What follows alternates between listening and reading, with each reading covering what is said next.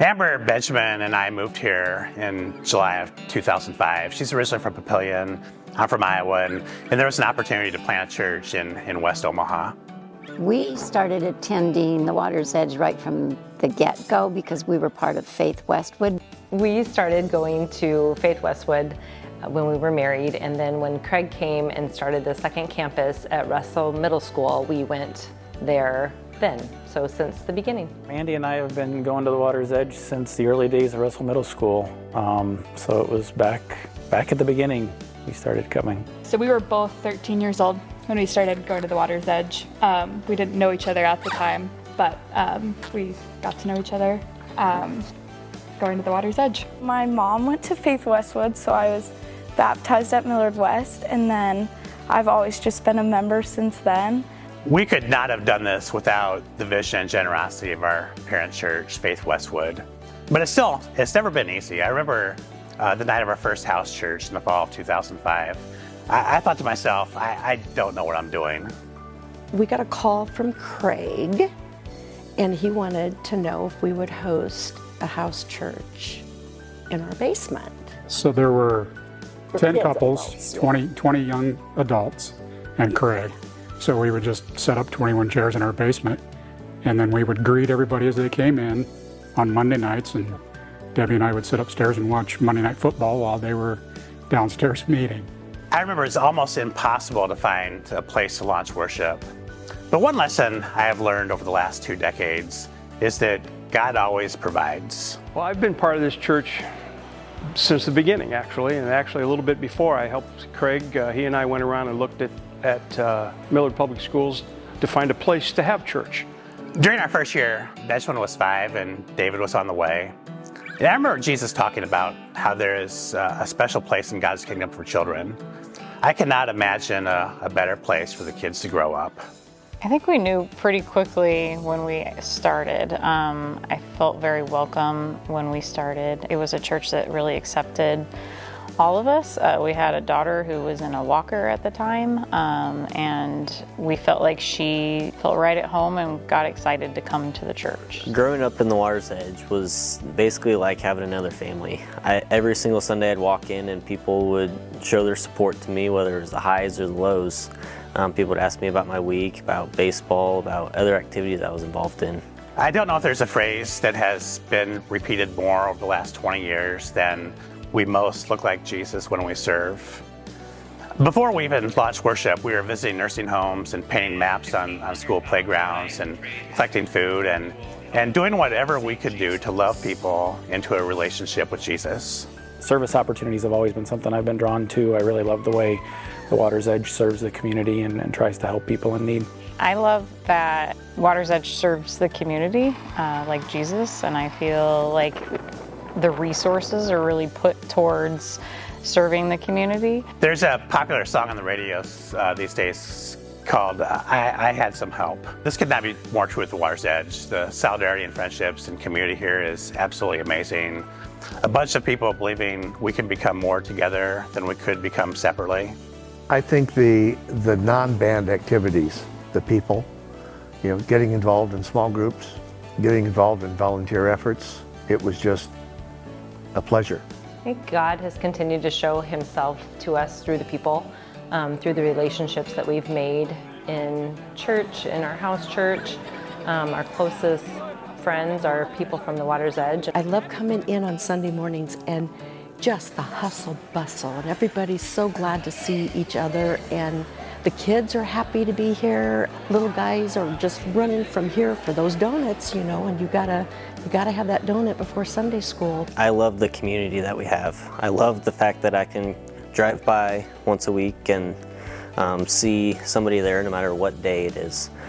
People playing on the playground, people playing cornhole, sand volleyball, people in the church for house churches, Youth for Christ, youth group. Being able to see all sorts of groups come through, and that it's not just for us, even though I, like her, love that we have a space called church or call home, but now that other people can come and utilize the church for what it's here for. Something I love about the Water's Edge is just how inviting of a place it is, and just like whenever anyone asks me at school what church I go to, I'm always proud to say that I'm from the water's edge, and the impact that we've had on the community. People always know, oh, the water's edge, like I've seen stuff about that, and I've seen the different projects that they've worked on, and so I think it's cool that people who don't go to the water's edge know the impact of what we're doing. I moved to New England, but I'm still part of the water's edge. This is still my church, my home, and I'm one of those online viewers. And when I do come back to Omaha, this is the first place I come to. And I still feel the same way I did years ago. It's always welcoming. It's always a great place. I always feel closer to who I want to be when I'm here at church. Jesus tells us to feed the hungry, visit the prisoner, and welcome the stranger. And he tells us to go to the nations. We have so many local partners who help us do this. Youth for Christ, Sleep in Heavenly Peace, Together, Release. We have adopted refugees. We have adopted an entire neighborhood in North Omaha, Miller Park. And so much stuff from all over the world, from Kenya to Belize to Uganda to Norway to Cuba to Nicaragua. I think we've experienced God through just being able to serve and having those opportunities available to be able to serve. I know when we go out to Miller Park and we do the carnival every year, we get to know some of the kids that we are serving. When we did the Sleep in Heavenly Peace, like just seeing those kids eyes light up when we bring them a bed of their own. And then it just warmed our heart, and then just seeing our daughter Elijah just get to experience that with us and experience that with the kids, I think it just makes us whole inside.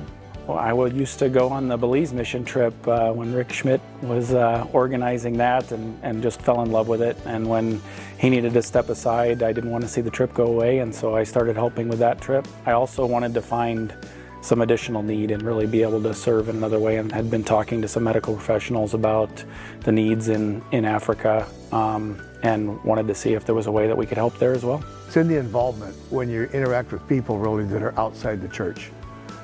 Delivering the beds, working with Together Inc., doing things with Project We Care. I got involved with the Hook for Life youth fishing thing. It's just a pleasure to be around and to see people's faces and how they react so positively, and they're so grateful for the things we do. It's just heartwarming. It's wonderful. I serve in a multitude of ways. Every Tuesday I start a cornhole league up at the Evan Welsh Cornhole Pit. Every Wednesday I do 7th grade boys for youth group. First and fourth week of every month I serve in We Kids, either doing check-in or in the kindergarten first grade rooms. I've done multiple mission trips. I've done multiple Sleep in Heavenly Peace builds. So a multitude of ways that I've served and enjoyed serving with others. As I look back, where the church was at its absolute best was surrounding each other during life's toughest moments. Jesus tells us to love each other, and the people of the water's edge, they have done that so well. You know, God and everyone in the church has really been an integral part of what we've been through.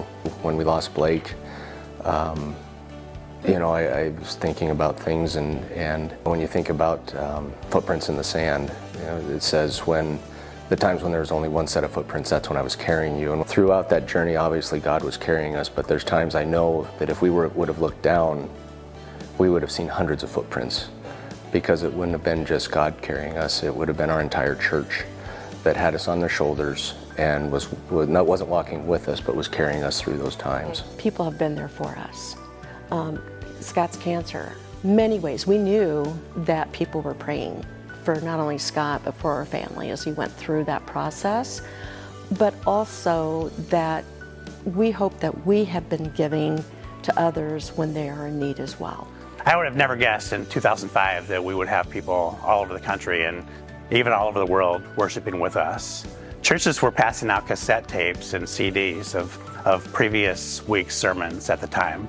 I met a wonderful woman, but online. We were friends in high school, and we talked a great deal, and I invited her to the longest night ceremony. And we both watched, her from Portland and me from the other side of the country. She was as amazed as I was, but the longest night ceremony was really instrumental in saving my life. It went from the darkest night to now I'm able to look at it and say, you know, tomorrow's the lightest. The light is coming, it's going to get brighter. And so Jude and I met really at that service. Whenever I've needed anything, people have been there, they've answered the call, and I've just felt the overwhelming rush of the Holy Spirit on me. You can feel the prayers of people. It's just, it's just a feeling, it's hard to describe. I was living in Massachusetts and Jude was living in Portland, but we decided to get married here in Omaha, and we decided that the water's edge along the prayer path was where we wanted to be married. It was a beautiful ceremony, and it's the only place that I would really get married. This is my home. This is where I go to church, whether I'm in town or living across the country. Sometimes I drive the John Deere Gator around the church property, or I'll look through our church website, and I'm amazed at the wonders God has done among us. And I'm guessing the second most repeated phrase around here is, "the best is yet to come."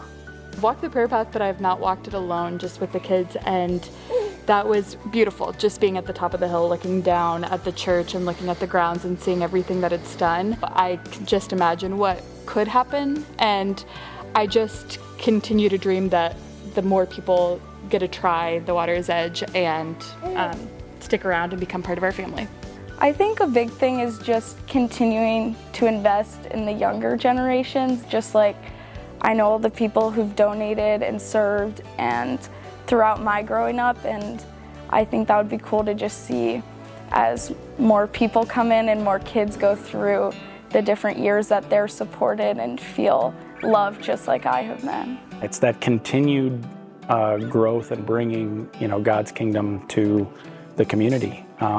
It's, we've seen the expansion of the building, we've seen the growth of people, but it's that continued strengthening of relationships and love for one another that is such a great example of what the church brings. The biggest impact that Water's Edge can have is outside the building. If people would get involved and understand how many lives we touched and how wonderful it is to interact with these people, and you get done with these projects whenever they are, and you feel good about what you're doing and what you've done. And I think that in the future, I hope that we can do more of that we can just keep reaching out to more and more people all the time. And that to me is the goal of it. Because I think it has such a huge impact. Being an educator, being able to see the kids and how they're touched by what we're doing, it just is so heartwarming. So yeah, I just hope that we continue to do more of that. My visions going forward is just to be a community for more people. Seeing more people have that sense of community, sense of belonging that I have felt here for a very long time, whether it was at Millard West or here at the church. Just having that community for other people in our community to feel welcome, to feel God's presence, and learn more about God and grow in relationship with Him and others. What I'm excited about and what I hope for are the people that we have yet to meet who are going to join the church, who are going to come and experience God's love, come and experience what we see in the church, and truly reinvest themselves into taking that next step and reaching out and helping others. My hope is that we will continue to be here for some time. Our kids and their kids will be all under the same roof worshiping God together. It's my hope that we continue building and growing and doing just what we've been doing, which is welcoming, being part of the community. And when we sat on the first church council, the first leadership team, we developed a vision. And when I walked into this building, I said, this looks nothing like what I thought it would, but it's exactly what our vision was. And so I hope that we continue with that vision, where we are part of the community, we reach out to the community, and we help people grow closer to God.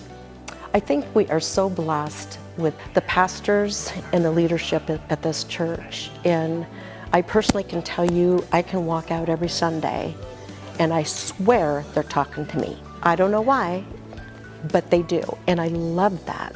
And I hope there's a lot of people that take that away, that if they're really, really listening to that sermon, there's something in it for them. In 20 years, I'll likely be retired, or I'll be 74 years old and I'll be really, really tired. With God's help, we have made some amazing waves during these first 2 decades. We are blessed with the best people I know, a perfectly situated property, a beautiful facility, and a God who wants to see us flourish in our mission of leading people into a growing relationship with Jesus and each other. The time is now. Our opportunity is great. I can't wait to witness and experience more waves and bigger waves that are going to be created in the next 20 years.